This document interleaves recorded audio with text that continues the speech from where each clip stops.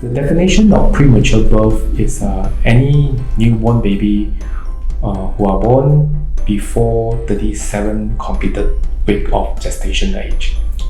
In Malaysia, we have about 500,000 of live birth, and about 12% of these live births are actually premature. The causes of premature birth in Malaysia are divided into a few causes, but the most common, nearly 2/3 of them, are spontaneous, which we don't know what is the cause. And subsequently, the other common causes is because of maternal medical conditions, such as mother has diabetes and hypertension, which the baby needs to deliver early. The third common cause are because of multiple pregnancy. As we know that most of the multiple pregnancy, example twin or triplets pregnancy, baby tends to come out earlier than a term pregnancy. The last common cause is actually infection. If the mother are having infections, of course the baby will not be able to stay in the womb longer, so they will tend to come out early. The difference between premature birth and a term birth is, of course, is the maturity and the readiness of the baby to come out to the outside world. And this is a very challenging condition, especially for premature delivery, because mothers are not ready to accept a premature baby. So they will encounter a lot of stress during the delivery and also after the delivery.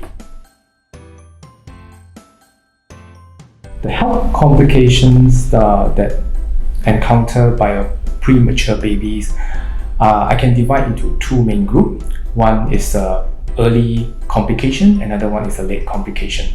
In terms of the early complications, because they are premature, the lungs are not matured, the brain are immature, and they can high risk to get bleeding in the brain, and the gut is also premature, so that they can't even tolerate feeding as like a term baby.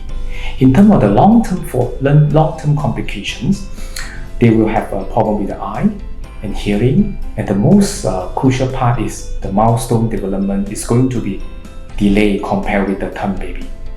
As long as the baby is premature, especially those who are less than 32 weeks, the risk of developmental delay is high. For parents who have a premature baby, the problem that they encounter is actually after discharge. First, they need to make sure that the baby are safe and free from infections. So hence, we will advise immunizations, additional immunization for the baby to prevent them to get infections. And at the same time, we will educate the parents so that avoid to bring the child to the crowded places which the child can expose to infections. Second will be the early intervention.